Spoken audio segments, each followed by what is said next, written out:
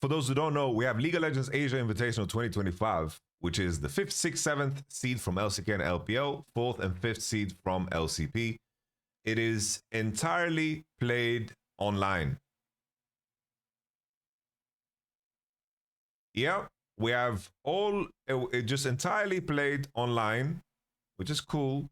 I think they're going to equalize the ping to make it fair. But I think this is a really, really cool competition. I'm very hyped for this. You know, if anything, LEC should learn from this, because this is a good way of incorporating and keeping teams busy in the offseason. If anything, I think that's the way.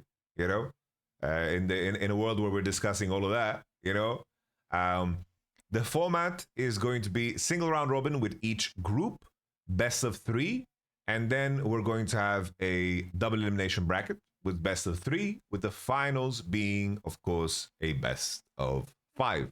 Full fearless, which is super, super cool, exciting. I am hyped for this competition. We're going to be co-streaming it. We have the rights to it. And the tournament slogan is Fight One More.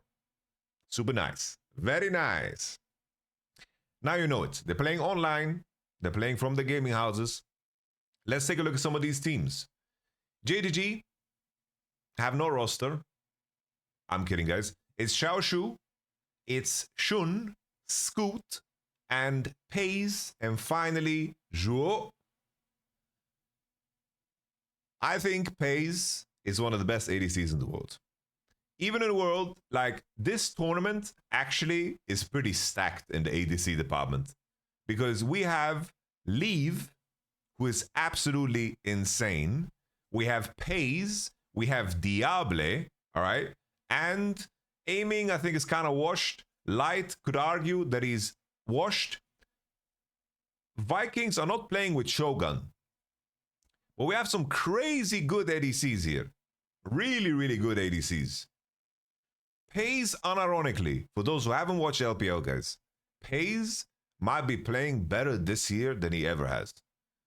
Him suffering has been so good for his growth, because he is grabbing games by the balls in a way he never did on Genji. And maybe that was perfectly fine, because Genji was playing about that, you know? Was doing that shit. Fair play. But on this team, I think it's insane. If I had to pick a winner for this competition, I think JDG will be the front runner. I think JDG will be the front runner, straight up. I think JDG, what makes him breaks them, in my opinion, is the level of Scout. For those who haven't watched JDG, on top of Pays, is that Scout has had the worst year of his career. By far. I'm a big Scout fan. Scout has had, if you only look at his regular split performances over the last 5 years of his career, he was one of the best players ever. He was putting up Chovy numbers together with Tarzan, and then he would wither out in playoffs because he just wasn't surrounded by good enough players. And then when he finally was, he was so damn competitive when he had Zika on his team and Hang on his team. And of course, what was the AD? Were they with Gala? Who was their AD in LNG? Why am I forgetting that? Why am I spacing out on that? Was it Gala? It was Gala, right? That team was insane. And Scout was so damn good. But now Scout has just been so awkward. He's had some of the ugliest Aurora games, ugliest Galio games, but he sometimes is okay. And I think that he got better over time. And I think in this tournament, I don't think there's any mid laner that is going to stand out as a big punisher. If anything, the mid lane pool is all old. All right? The mid lane pool is Showmaker, Vikla. All right?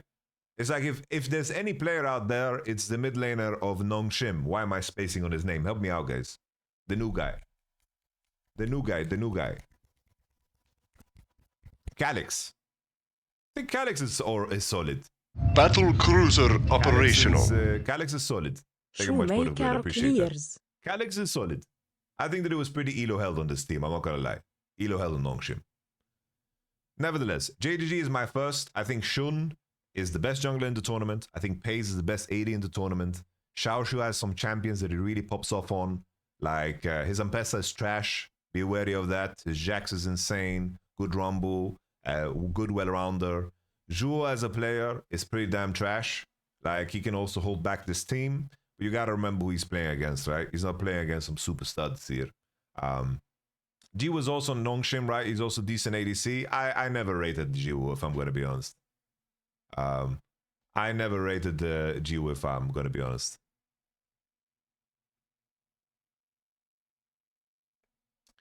For some reason, DFM is here, but GAM actually said they are playing. For a moment, it was said that GAM is going out because they had obligations, but they're back in. They're like, yo, we're going to play this shit. All right. Second place team, there's this problem, right? That sending LPL 5th, 6th, and 7th is a lot more meaningful from the LPL side than it is than the LCK side. Because you being 5th, 6th, and 7th is a way higher percentile. Like, you're way higher up in terms of your percentile than you are in the LCK. Because there's way more LPL teams. There's 16 LPL teams. In summer, there were 14. So you being 5th and 6th and 7th in a league with that many teams in comparison to the LCK, I think LPL is just going to win around this tournament.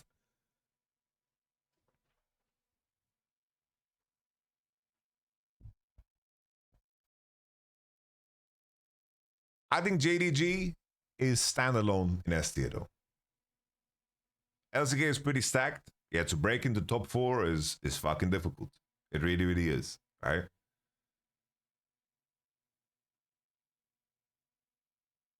But I just wanted to bring that point of comparison in, right? Like, if you have, it's like if you look at it from a numbers perspective, the 5th, 6th, 7th would be, the apt comparison would be like KT in 4th. Percentage-wise, that's where you land. And KT would destroy these teams easily, right? So it's not the best comparison regionally. You know what I mean?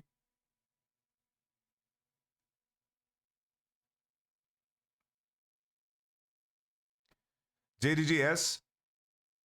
Let's continue. NIP as a team, Leave is really damn good. Doinby in best of 3 can be very, very effective. I think Leave is really good. Solo kill as a player, big upgrade of Ishanji for sure. I think Leave is so damn good.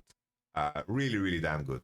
It's like, I think the ADCs of this competition are really, really going to be exciting to watch.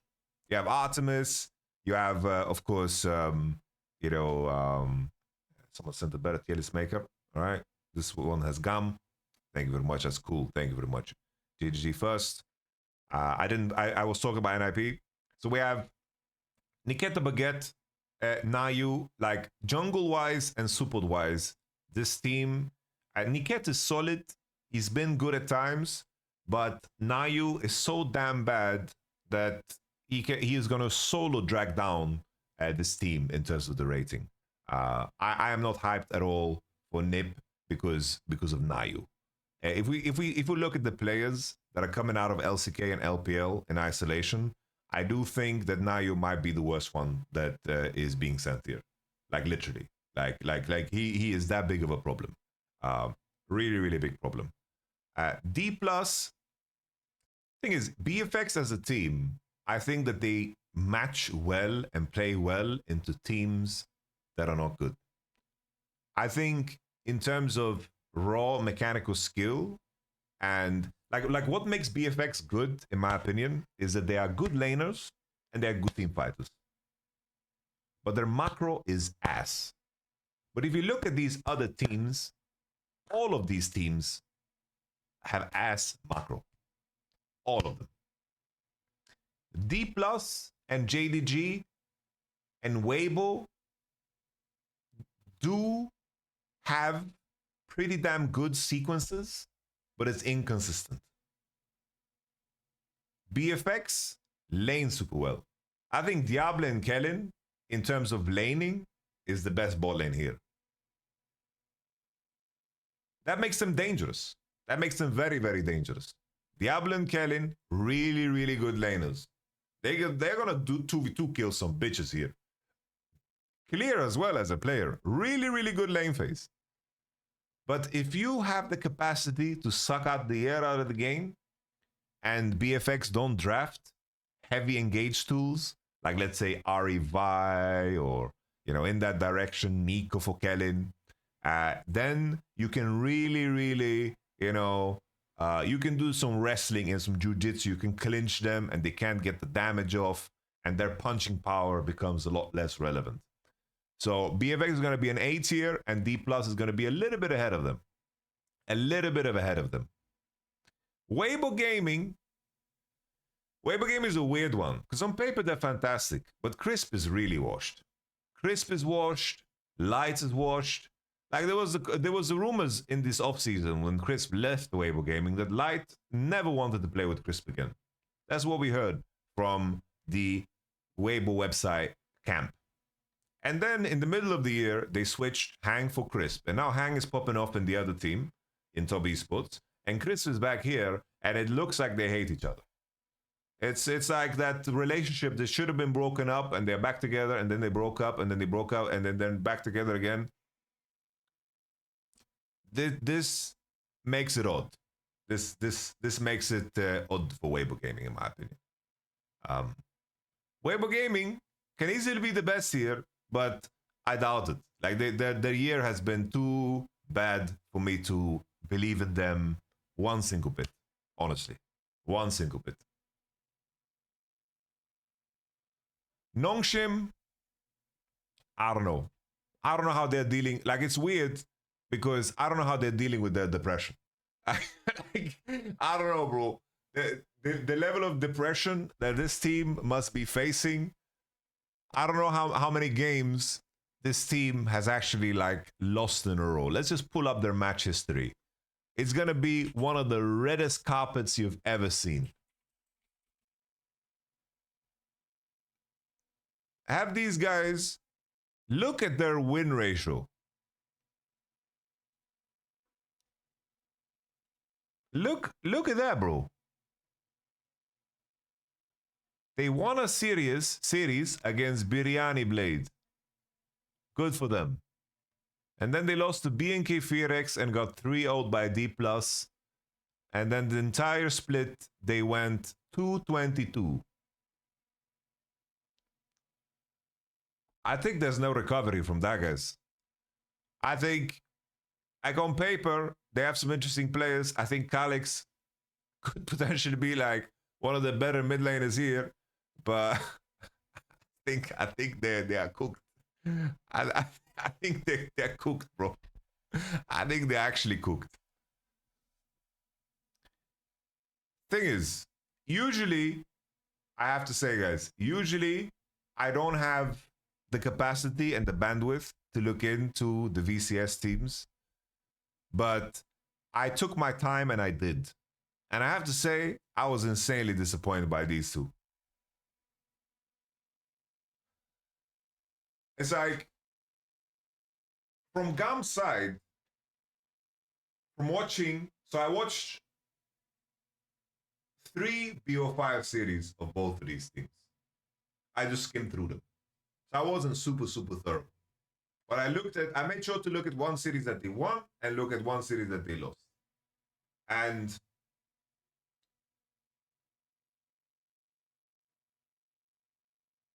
the way Gam plays, it reminds me of Top Esports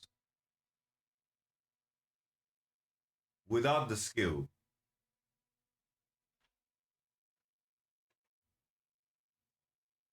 That's a very, very sad way to piece it together.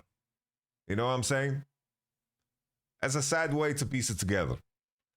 I just don't think, from what I've seen from Gam and the Vikings, I don't think that they are individually good enough to compete here. I just don't think so.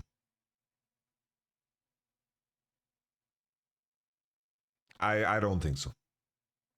Kiaya is solid. He sometimes drops a 5-0 Kisanta game, still loses. He's elo held. I think Levi, I'm not, like from watching Levi's playoff run, I'm not as excited as I was before watching his playoff run. You know? I was more excited without watching it to see Levi here.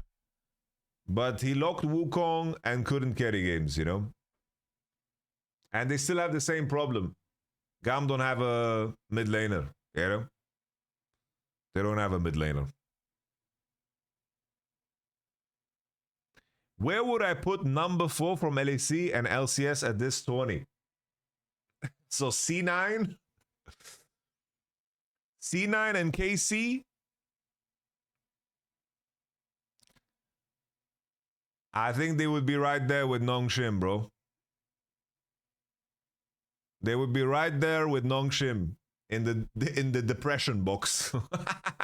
It's funny that Nongshim, C9, and KC are dealing with some extreme esports depression.